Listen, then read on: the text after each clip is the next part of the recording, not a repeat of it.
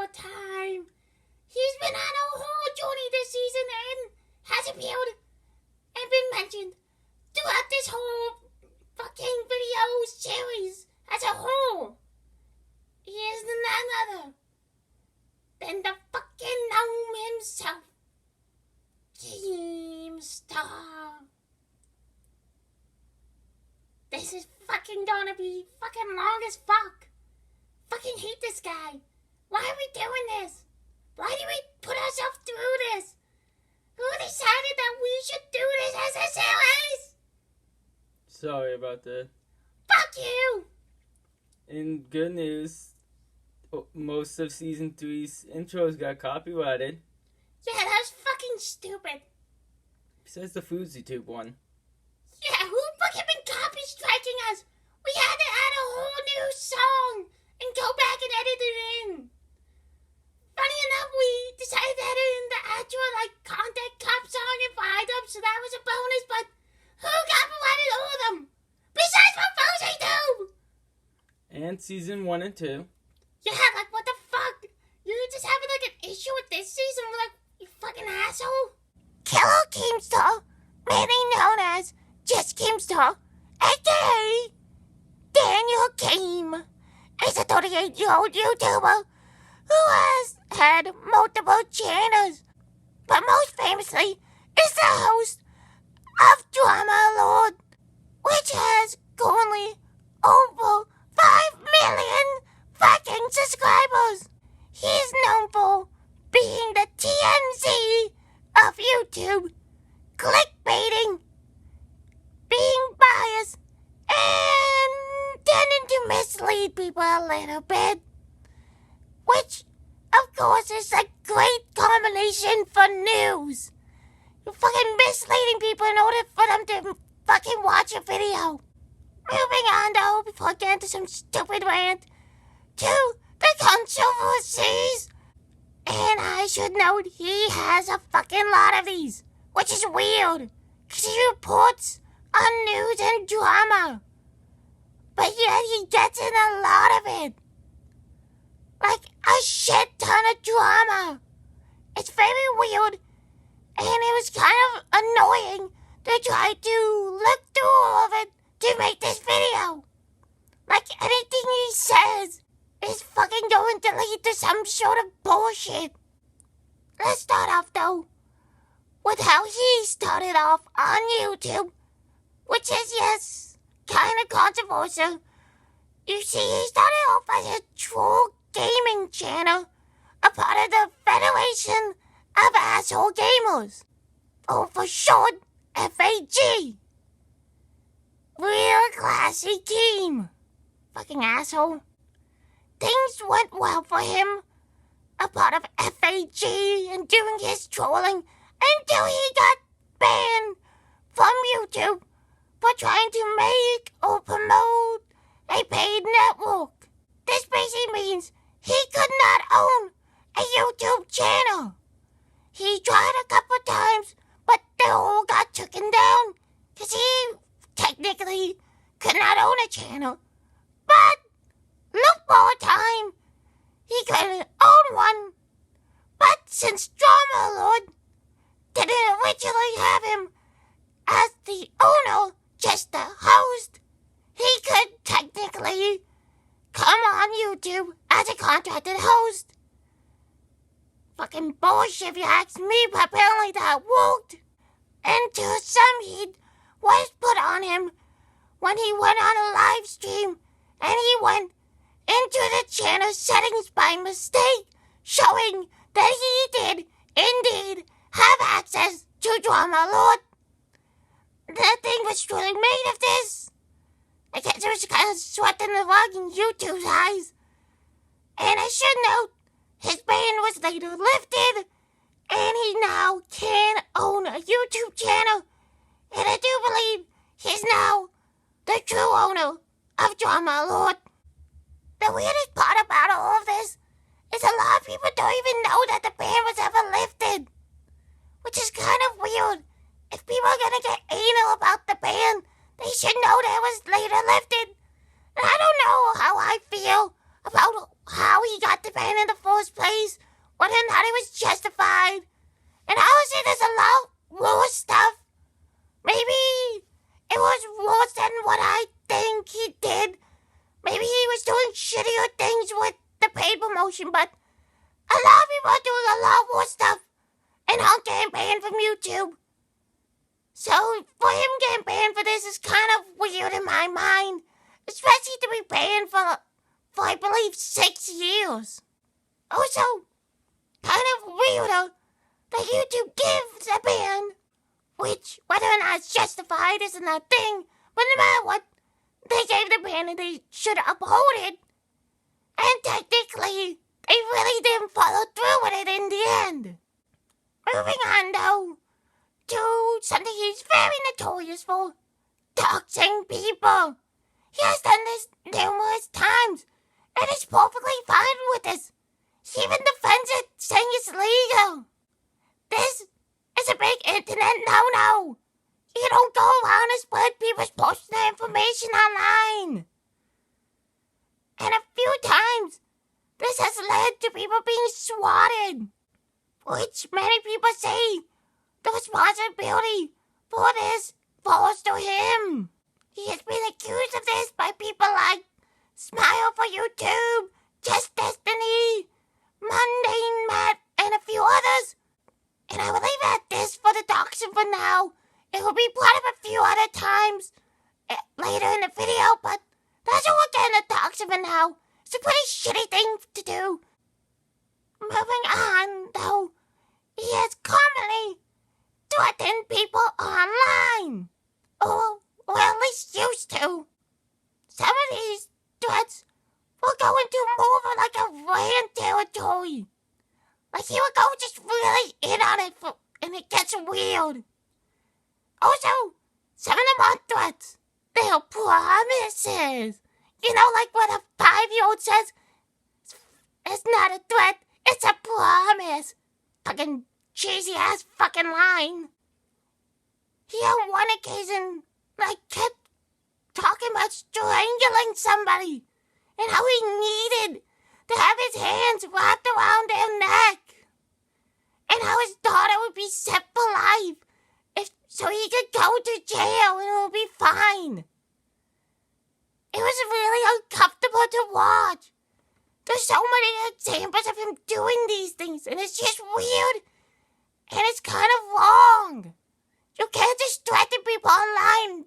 That's fucking illegal, dumbass. He has also, on dozens of occasions, told people to kill themselves online, especially in tweets. And hell no, if it was just the research I found, but I kept finding so many examples of him telling people to die in a fire. Which in my mind is pretty stupid to keep saying. At least be a little original and not keep telling people to die in a fire. Fucking pyromaniac. Fucking asshole.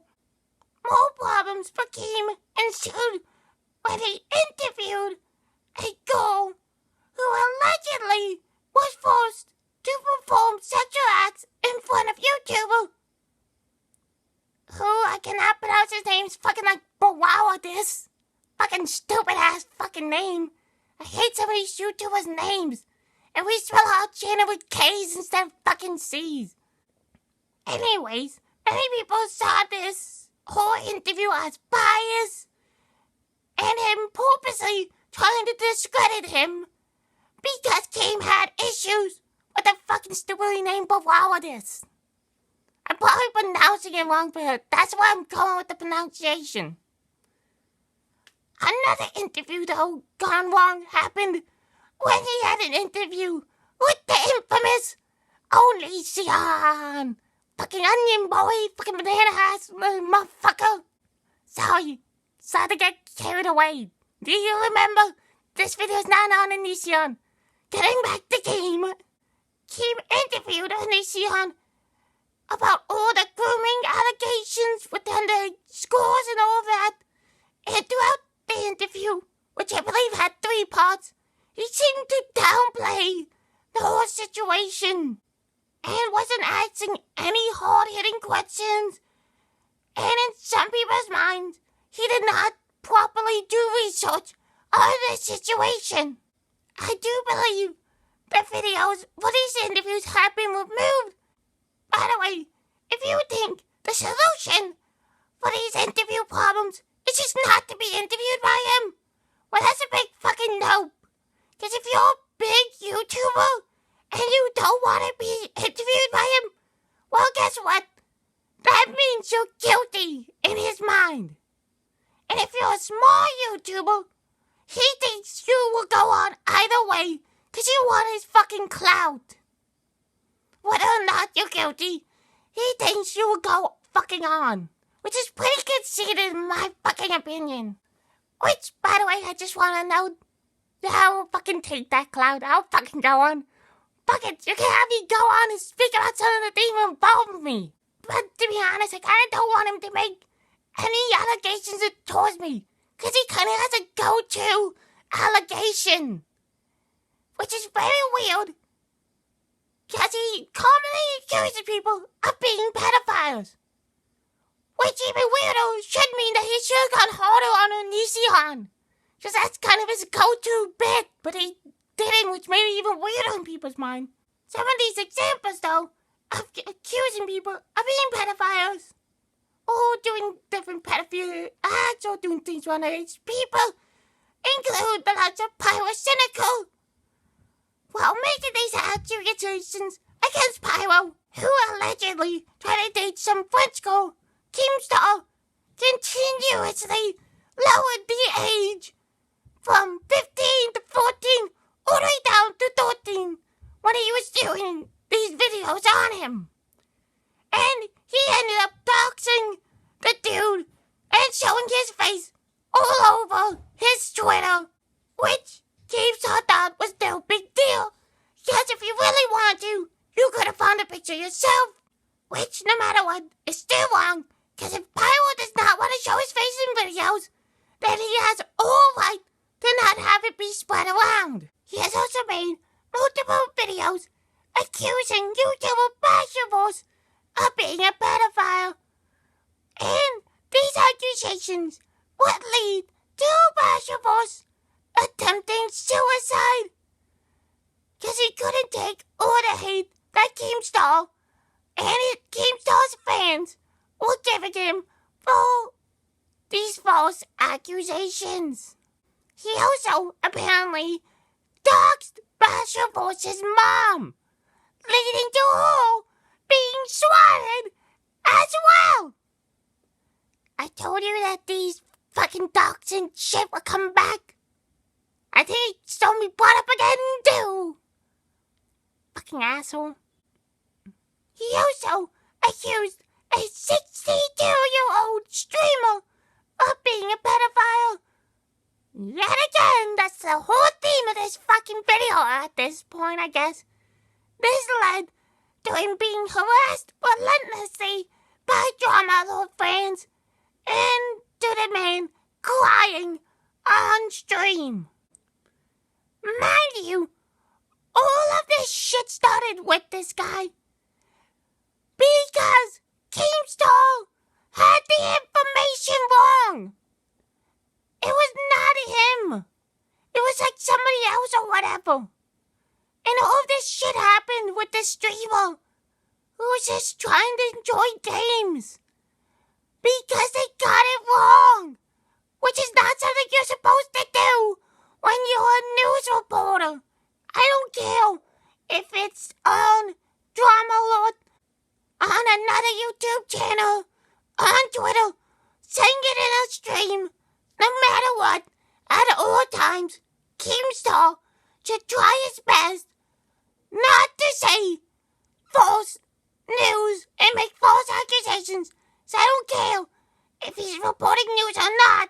At the end of the day, his main job is to report news, and he can go anywhere else and make false accusations. It's fucking bullshit. What's even more bullshit is he tried to blame this on his fucking team. Fucking take some fucking responsibility.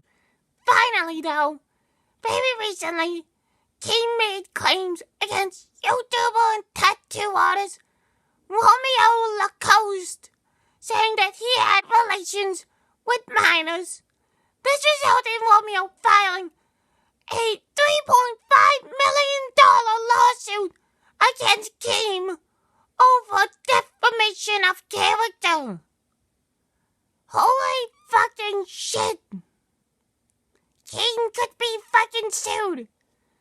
This is like the only time I can find a concrete thing saying that he's being fucking sued over his false allegations he's making against people. And honestly, I don't know whether or not it's true with the whole Romeo situation, but if it is false, and he does successfully sue Keemstar, this could be huge.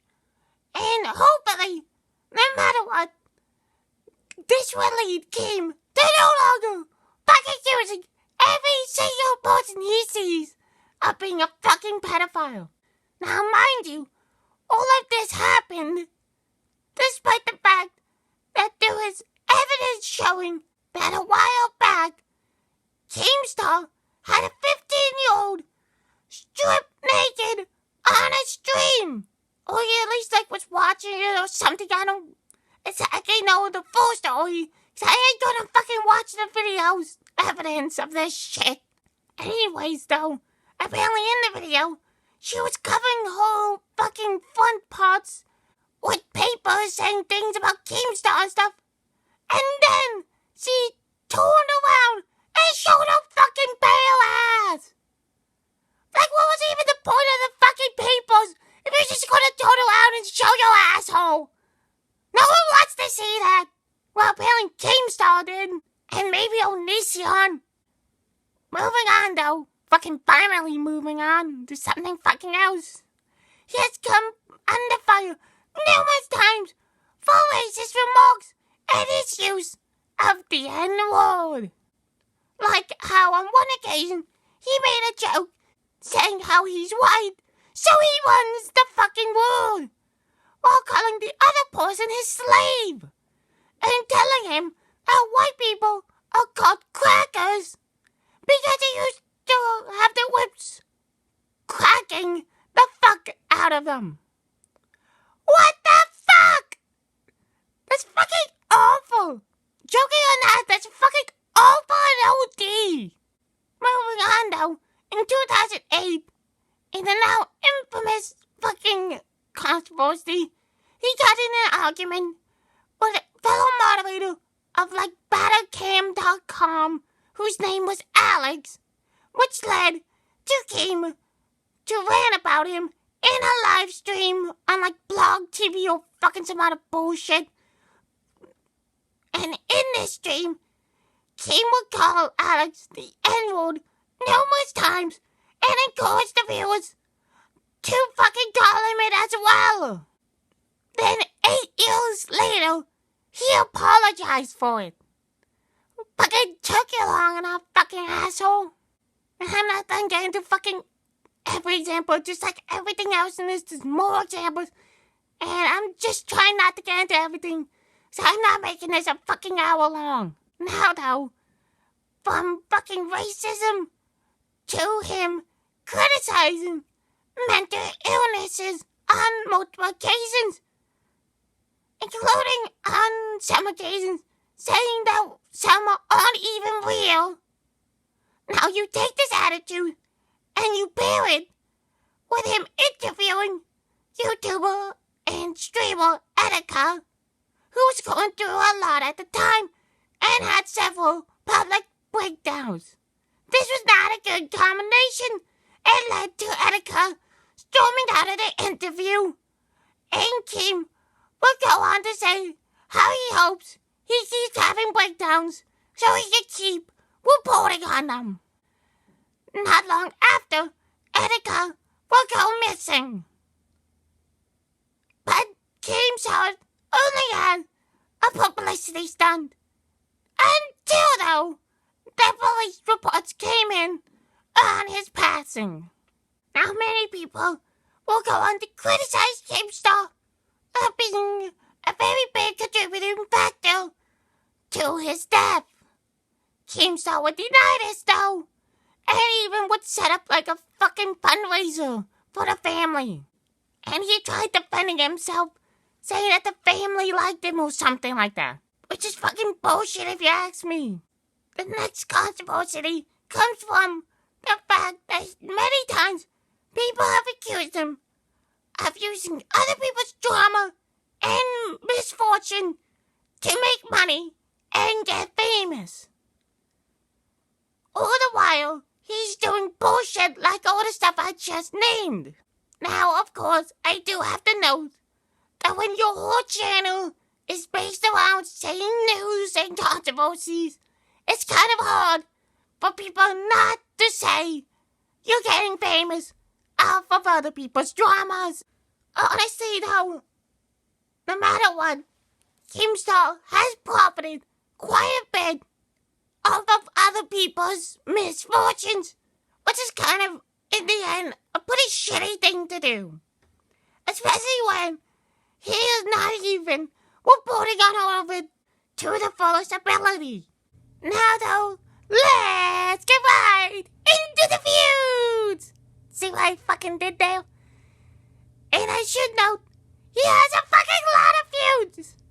He fucking angers a lot of people. So I'm just gonna try to get into some of the common ones I found. Starting off, in 2015, at the fucking Keemy made a video that involved YouTuber Total Biscuit. Keem would go on to make a tweet saying that Biscuit made the news.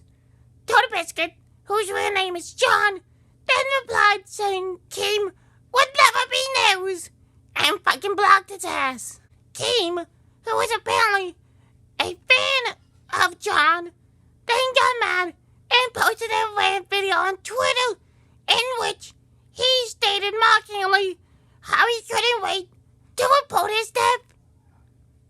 All of this is due to the fact that Total Biscuit was suffering from cancer at the time, despite the fact that Keemstar will go on to regret saying this. In 2018, Keemstar got his wish when Total Biscuit passed away. Fucking asshole. I know there's like a few-year difference and he couldn't have seen it coming. People can defend it, saying that he was just being sarcastic. No matter what, you're a fucking asshole. Moving on though, before I get totally pissed off. Tensions rose when Review Tech USA tweeted about whether or not they should make a Patreon, which Keem replied criticizing YouTubers who had things like Patreon, especially if he believes they're making enough money from the ads. Some saw this as very contradictory, including Review Tech, because Keemstar had a donation button on his streams. So he technically could get money, but others can't. And I will have to say, Keemstar's definitely making a fucking enough money from his deals, promotions, and fucking ads. Anyway, though, he has also had issues with Philip DeFranco for a variety of reasons, including Keem seeing him as a panderer because of Philip taking a middle ground stance.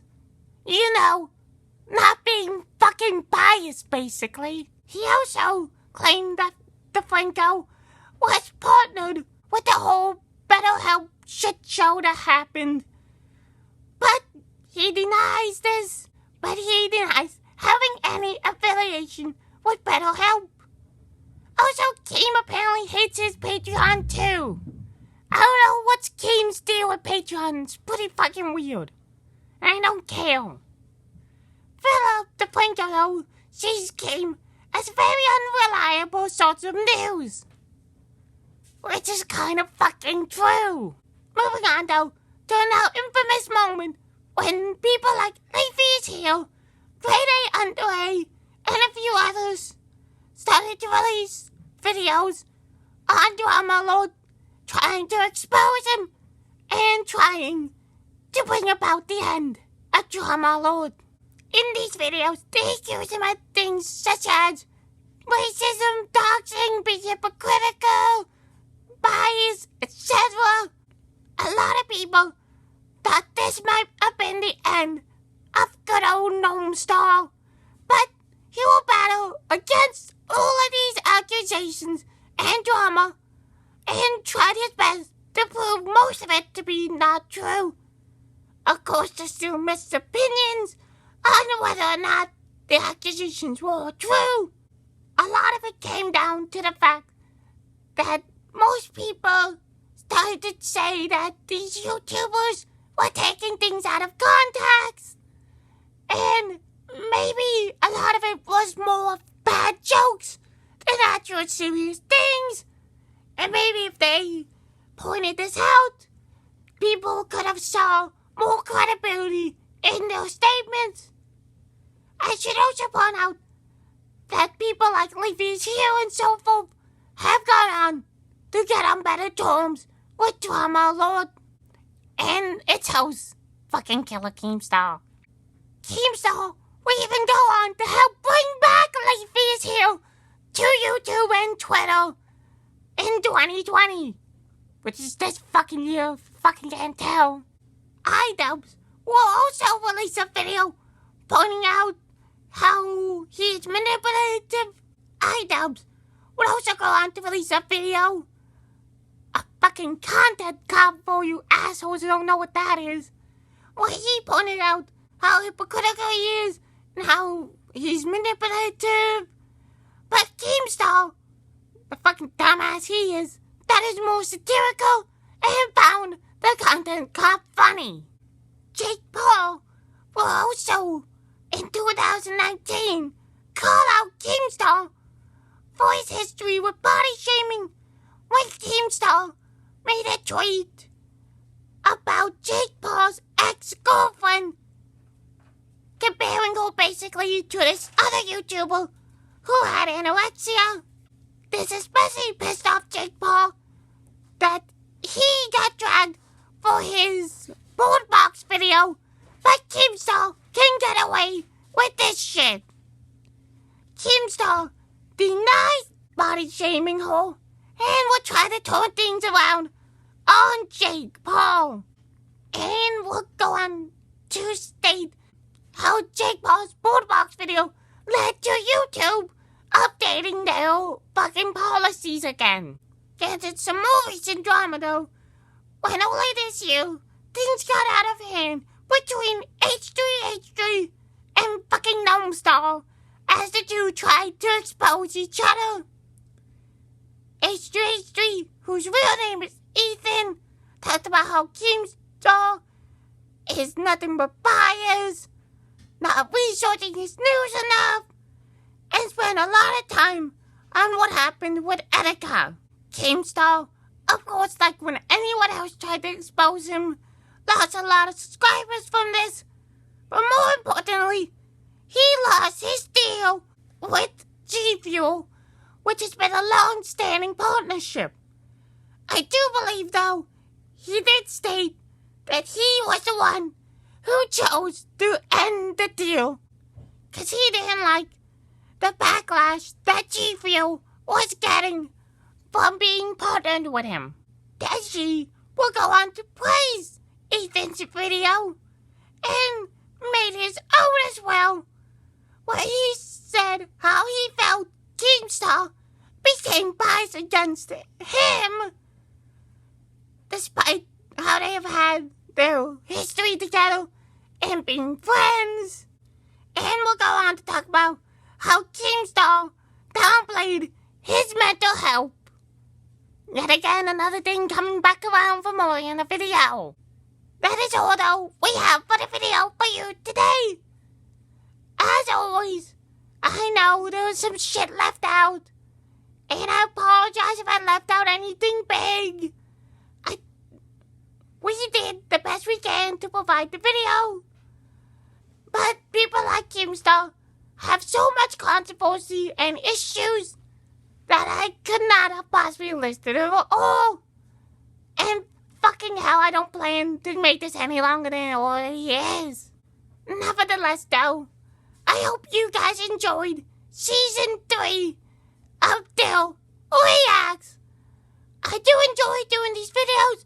I definitely enjoyed how we got to do a lot more research into some of the people this season. Unlike some of our previous videos where there were some iffy takes on some shit. We did some good videos this season. I have enjoyed a lot of the things we got to do with this series. And I do hope we get to do more. My name, of course, was Dill. Make sure to subscribe to join the circus. Follow Crazy Clowns and me on Instagram to stay up to date on all of our videos and shenanigans. And make sure to have a good night. Oh, so goddamn it, Emma.